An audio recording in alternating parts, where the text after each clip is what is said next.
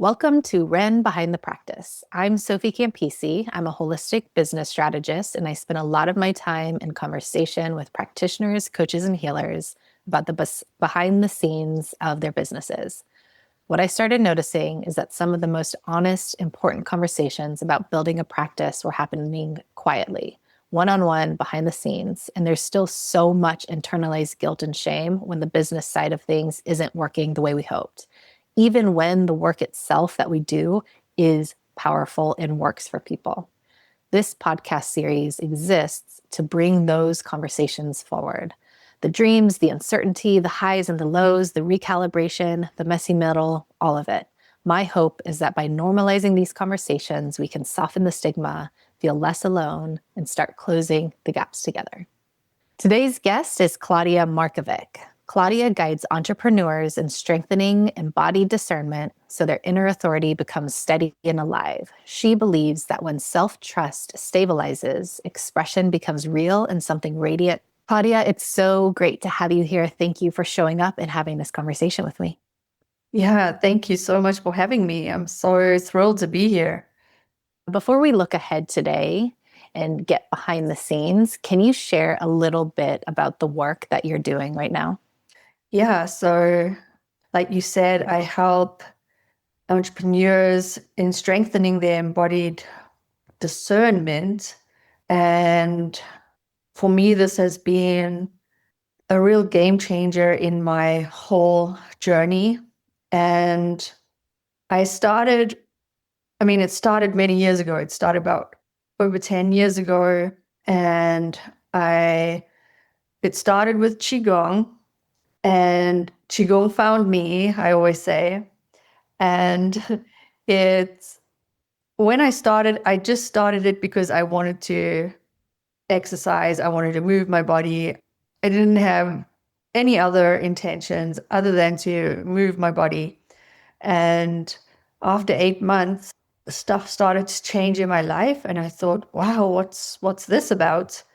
And I realized the only thing that had changed was the fact that I was doing Qigong one-to-one, and my trainer was telling me to return to the body every single time. And I was like, wow, that is really fascinating. And I kept doing it. And I met a coach along the way on this journey. And they then kind of encouraged me to also, why not teach this to people? Why not follow your passion and become a coach? So that was kind of my first intro to that. And I was like, okay, that sounds interesting. Following my passion, possibly coach. I wasn't particularly sure yet. And I then started a kind of life coaching route, one would say. But I noticed that this body element was really continuing to call me, because the more I spoke to people and the more they landed in their heads, the less useful the work was. And I was like, okay, this is something to listen to.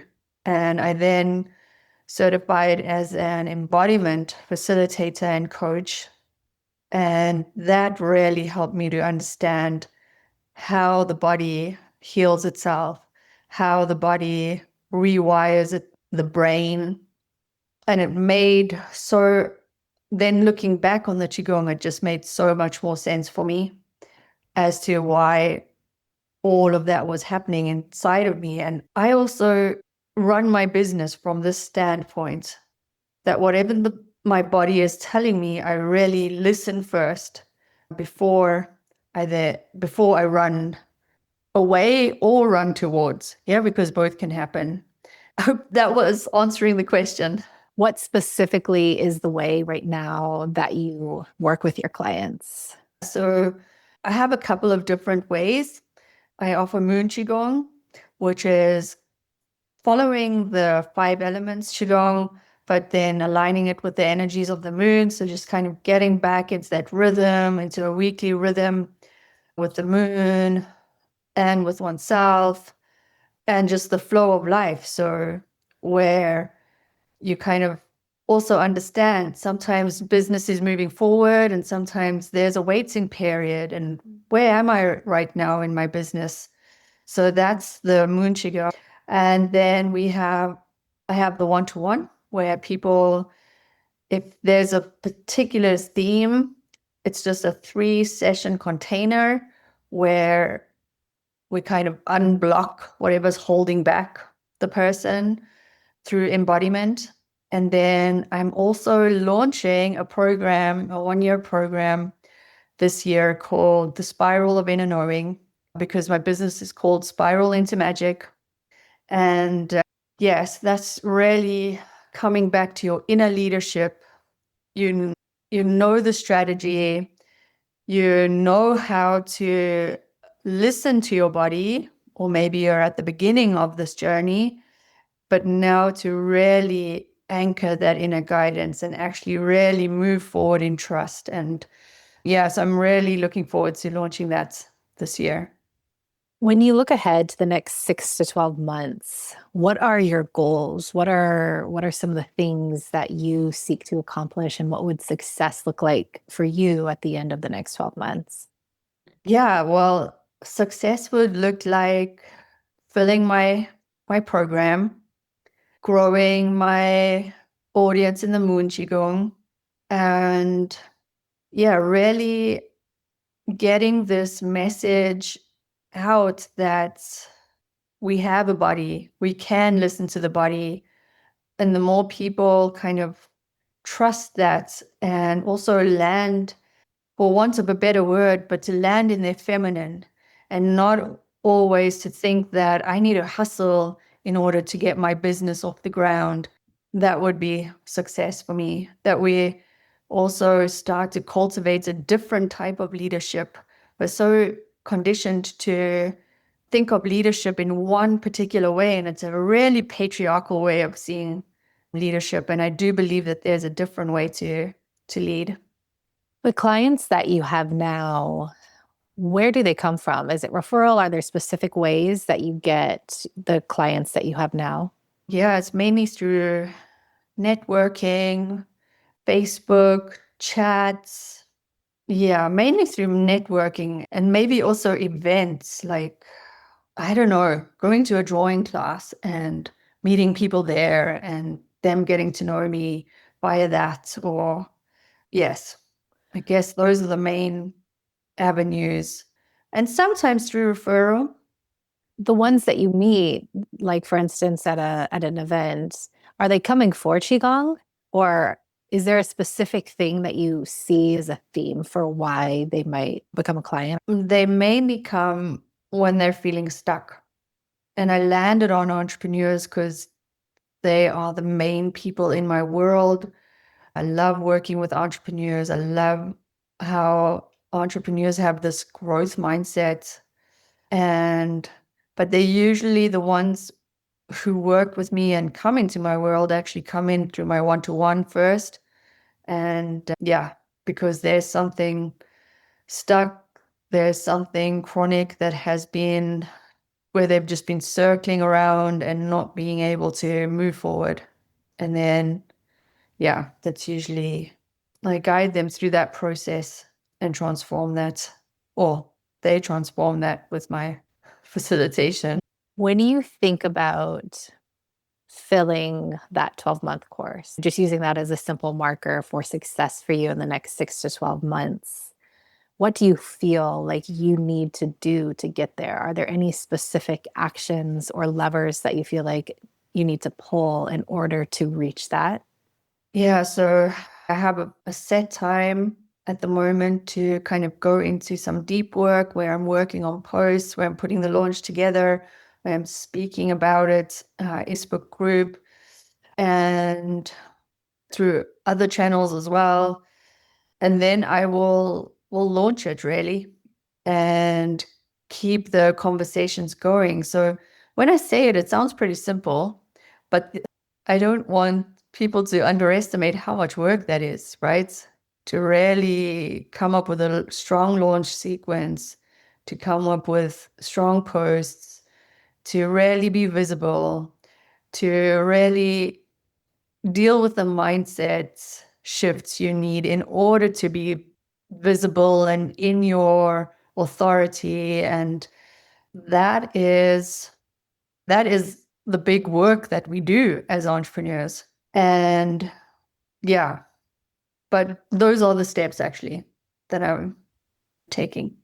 Do you have I'm just using this phrase, like a visibility strategy, or you mentioned the launch sequence or the launch strategy. Do you have specific steps for that? And have you used it before? Or are you going to kind of see if this is like a different type of program? Are you going to kind of see how it goes as you do it? Or you have a pretty clear idea of the steps that you're going to sequence through? I don't have the super clear steps right now, but I do know that it's a build up, and I also understand that my path will kind of open up as I get closer to it's being launched in September. I kind of have a good feeling for that. So my world is all about feeling. So I kind of feel this kind of curve happening, that it's going to be a lot more as we move closer to that date. And but I've got, if I can't tell you the exact steps because some of it unfolds. What feels hardest about putting that into motion when you feel into it? What feels hardest? If there are any like specific areas that you think are hurdles or roadblocks or are going to take extra to get there?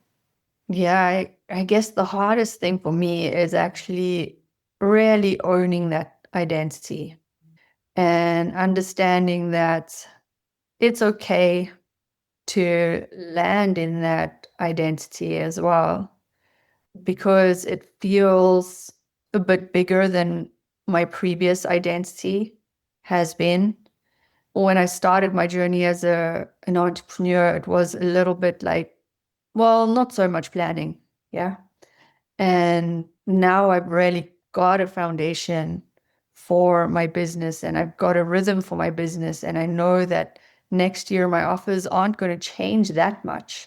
They may be tweaked, but they won't change that much. But that took a long time. It was taking at least 3 years to get to just that point.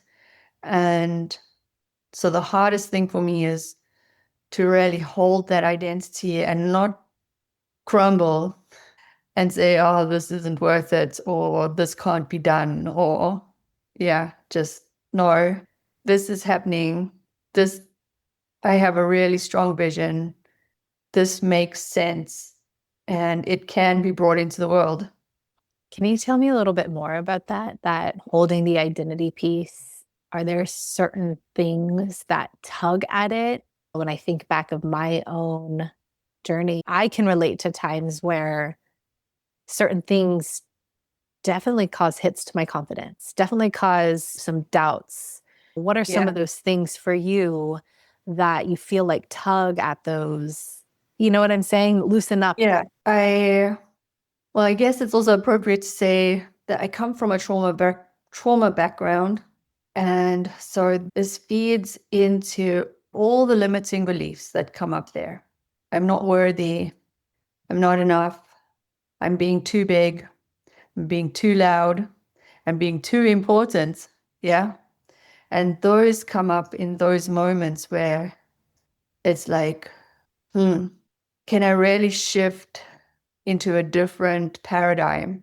Can I really live in a different paradigm and allow myself to really live on this foundation that I am building, not that anybody else has fed to me, or, yeah, but really sit in that and with that and make it normal, even. Yeah, that this doesn't need to be not normal or hard.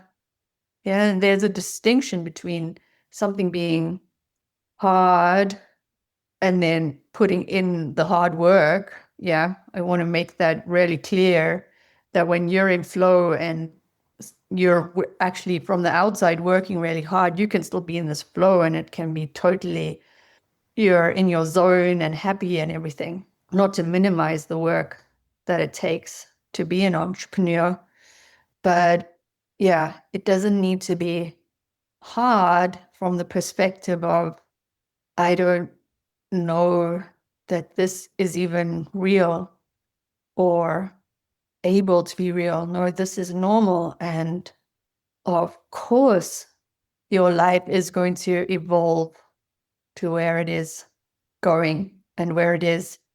So, yeah, that dawned on me actually the other day, this kind of idea, because I'm always so surprised at what is in my life. And for the first time, I realized, well, why are you surprised? This is actually, what happens if this is normal? What happens if the life you have right now is absolutely normal? And there's no need to fight for it. There's no need to think, oh my God, I'm in the wrong place. No, this is normal. And of course I'm here. Absolutely. This is a great segue into the last question that I'm going to ask you today.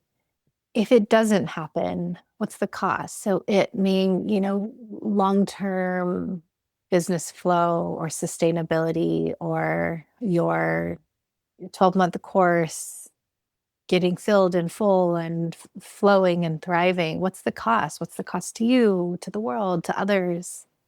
I think it would, of course, I'd be gutted to begin with, but I also know that I can pick up and start again.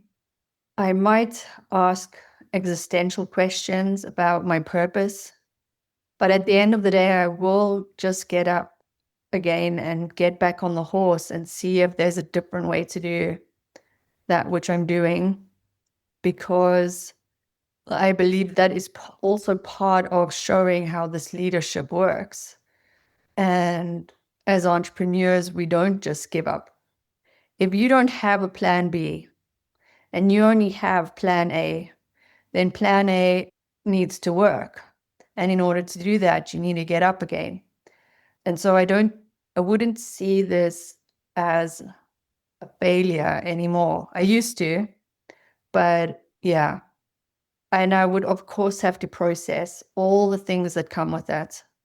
But yeah, at the end of the day, I would get back on the horse and keep going.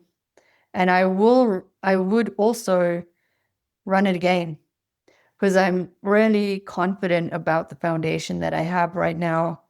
And the cost of then discarding it, that would be the real cost, because then I leave my messaging and my message for the world behind.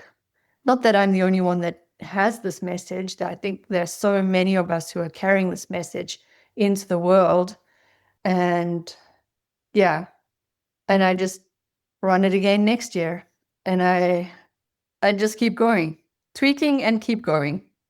Something that you said really lit up for me about there's others out there with a similar message. It's something that I'm so glad you brought up, because if you see other people out there with similar messages, that's not a bad thing.